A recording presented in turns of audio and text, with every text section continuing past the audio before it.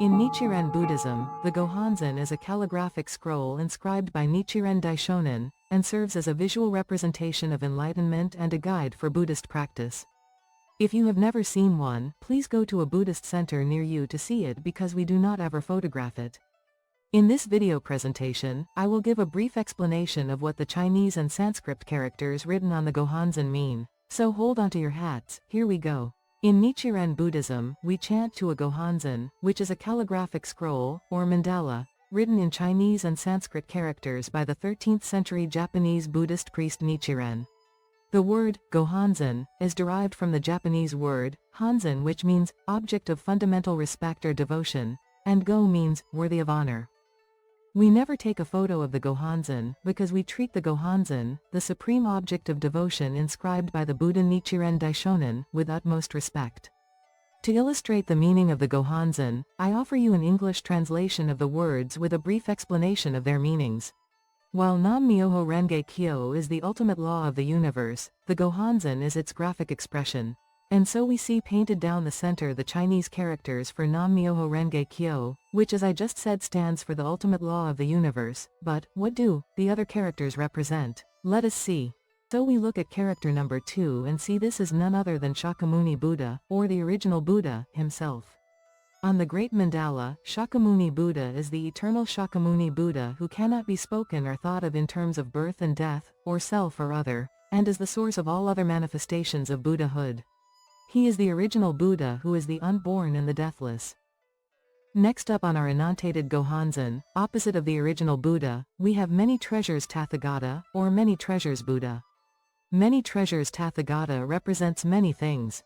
On one level, he represents all the Buddhas of the past, and his testimony shows that Shakyamuni Buddha's teachings are in accord with the universal truth, valid in all ages and in all worlds. Besides the two Buddhas, we see Superior Practice Bodhisattva, one of the 4 Bodhisattva leaders who protect the Lotus Sutra and its devotees. Superior Practice Bodhisattva represents the true self that is the selflessness of nirvana. Limitless Practice Bodhisattva represents eternity, which is the unborn and deathless nature of nirvana. Pure Practice Bodhisattva represents purity, which is nirvana's freedom from all that is impure. Steadily Established Practice represents bliss, which is nirvana's liberation from suffering. Medicine King Bodhisattva represents the healing power of the Buddha. Manjushri Bodhisattva represents the wisdom of the Buddha. He is especially associated with the Perfection of Wisdom Sutras, which he is often shown carrying, along with the Sword of Wisdom which cuts through delusion. Universal Good Bodhisattva represents all of the vows and good causes made by the Buddha. Maitreya Bodhisattva is the future Buddha of this world who currently resides in the heaven of contentment, where he awaits the time when he will descend into the world as the next Buddha. Achalanatha Vidyaraja is the chief of the 5 kings of mystic knowledge in esoteric Buddhism. He is very popular in Japan as a destroyer of demons, black magic, sickness, and all forms of evil. He is also revered in Japan as the protector of the nation. According to some interpretations, he represents the transmutation of the sufferings of birth and death into the bliss of nirvana. Ragaraja Vidyaraja is the king of mystic knowledge who reigns over the passions of love and erotic desire. He is very popular in Japan with geisha, artisans, and those who are concerned with love and sensual desire. Like Achalanatha, Ragaraja Vidyaraja is a wrathful manifestation of Mahavairochana Buddha. He overcomes passion not by suppressing it but by transforming it into the compassionate aspiration to liberate all beings. Ragaraja Vidyaraja has 3 eyes with which he sees the realms of desire, form, and formlessness. Like Achalanatha, he is surrounded by flames that burn away karmic hindrances. His many arms represent his multitude of powers and capabilities. In them he carries such traditional Buddhist symbols as the lotus flower and vajra. Shariputra represents the superior category. He is able to understand the Buddha's teaching of the reality of all things, the declaration of the One Vehicle in Chapter 2 of the Lotus Sutra, and receives the Buddha's prediction that he will become flower-light Tathagata in Chapter 3. In the Lotus Sutra, the voice hearers fall into 3 groups of superior capacity, intermediate capacity, and lesser capacity, depending on the manner in which they are able to understand the One Vehicle. Mahakashyapa, Katyayana, and Subhuti comprise the intermediate category.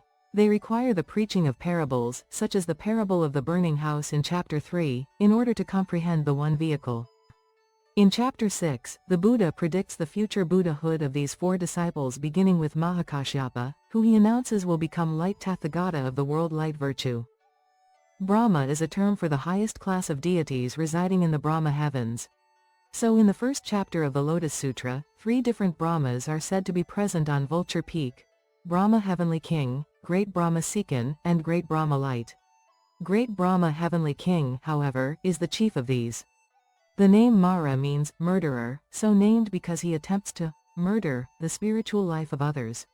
Though he is a personification of delusion and even of evil, he is very different from the devil in other religious traditions.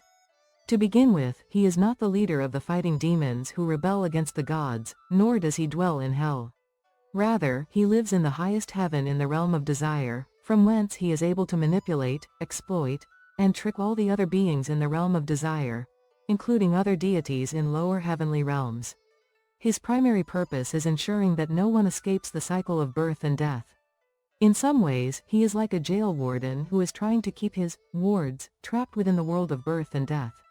Indra is the ruler of the other 32 devas in the heaven of the 33 gods at the summit of Mount Sumeru. He is also commander-in-chief of the 4 heavenly kings. He is the god of thunder and lightning, the bringer of rain, the most powerful of the gods in the realm of desire, and the leader in battle against the fighting demons called Asuras. Surya is the Vedic god of the sun, and one of the 33 in the heaven of the 33 gods. In esoteric Buddhism, Surya represents bodhicitta, the aspiration to attain enlightenment for all sentient beings. Chandra is the Vedic god of the moon, and another of the 33 gods in the heaven of the 33 gods. In esoteric Buddhism, Chandra represents the universal purity of the Buddha nature that cools the passions and removes the 3 poisons. Aruna Myoho-Renge-Kyo represents the stars, and specifically is associated with Venus, the morning star. According to some traditions, Venus appeared in the sky at the moment of the Buddha's enlightenment. Vaishravana Dai Bishaman Tunno, Heavenly King of the North. Vaishravana is the chief of the 4 heavenly kings. The Flammarion Iconographic Guide. Buddhism describes Vaishravana as follows. Vaisravana is he who is knowing, he who hears everything in the kingdom, the protector of the state par excellence, sometimes thought to be a god of defensive warfare. Dhritarashtra, Dai Jilkolsu Tunno, Heavenly King of the East. This guardian king governs in the east and presides over the spring. Varudaka, Dai Zoko Tunno, Heavenly King of the South. This guardian king governs in the south and presides over the summer. Virupaksha, Dai Kamoku Tunno, Heavenly King of the West. This is the guardian king of the West, presides over the autumn. Wheel-turning king, Tunrin Jo-o, Chakravartin. Wheel-turning kings are the ideal monarchs, in many ways the worldly counterparts of the Buddha. They are even said to possess all of the 32 marks that characterize the Buddhas, celestial bodhisattvas, and the higher deities.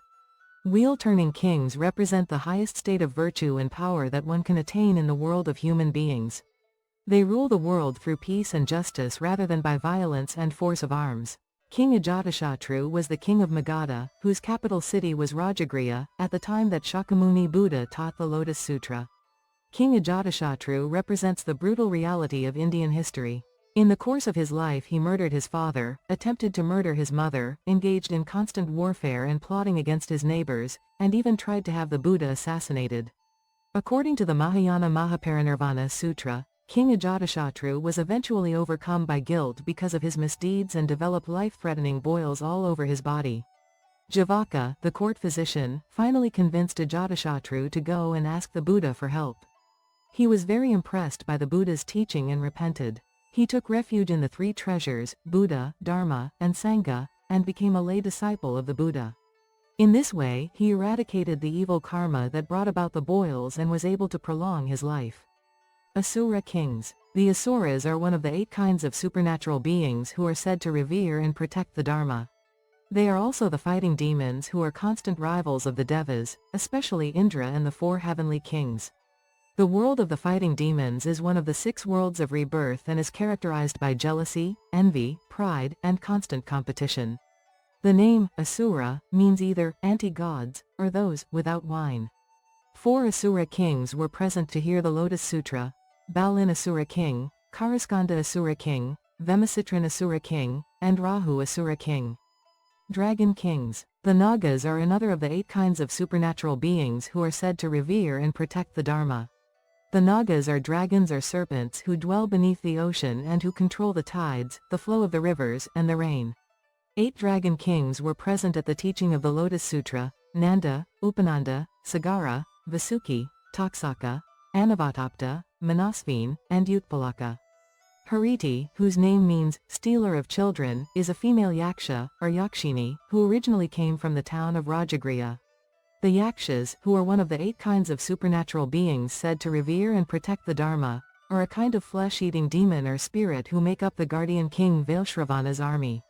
The yakshas were originally seen as tree and forest spirits, but even then had a wrathful side.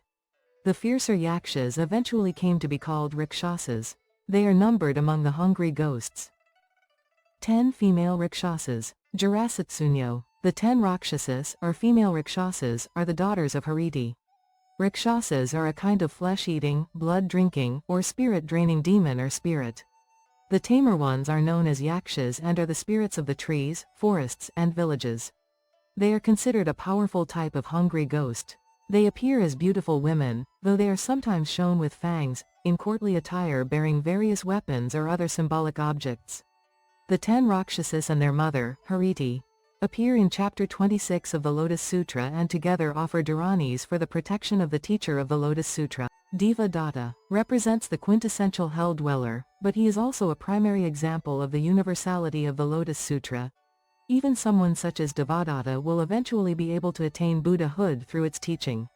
Devadatta also shows that even the worst of people can be considered our teachers and may have made contributions that we are unable to recognize without the insight of a Buddha. Tensho Daijin, or Sun Goddess, in Japanese mythology, is the progenitor of the imperial line and is said to live in Takamagahara, high celestial plane. The Sun Goddess was later adopted as a protective deity in Japanese Buddhism. Hachiman Daibosatsu. Hachiman means 8 flags. In the 8th century, oracles proclaimed him the protector of the Todaiji temple. This led to his being given the title, Great Bodhisattva, in 781, the first Shinto deity to be so honored. Nagarjuna Bodhisattva appears on the lineage chart because he is one of the 24 patriarchs of Buddhism in India after Shakyamuni according to the Tiantai school. He is also the honorary first patriarch of the Tiantai school. The teachings attributed to Nagarjuna also contain praise for the Lotus Sutra. Nichiren stated that although Nagarjuna knew the truth of the Lotus Sutra in his heart, he did not teach it to others because the time was not yet ripe. Chiai, the great master Tiantai, appears because he was the historical founder of the Tiantai school and the one who proclaimed the true stature and meaning of the Lotus Sutra in China during the semblance age of the Dharma. Chan Jan, the great master Miao Lo, was the 6th patriarch of Tiantai Buddhism. Chan Jan revitalized the Tiantai school, as he refuted the claims of the rival schools, and wrote on the profound meaning of the Lotus Sutra. Seicho was the founder of the Japanese Tendai school where Nichiren studied. And last, and certainly not least, we have Nichiren's own name on the Great Mandala. And so, what does all this mean? Well, nothing really. That is to say, most of us chant to the Gohonzon not knowing what most of these characters mean. And just as one doesn't need to know what, Novus Ordo Sectorum, the words on a dollar bill mean to spend money, one doesn't need to know what's written on the Gohonzon to receive benefits. That is, as long as they are chanting Nam-Myoho-Renge-Kyo, the currency of the mystic law, to their Gohonzon.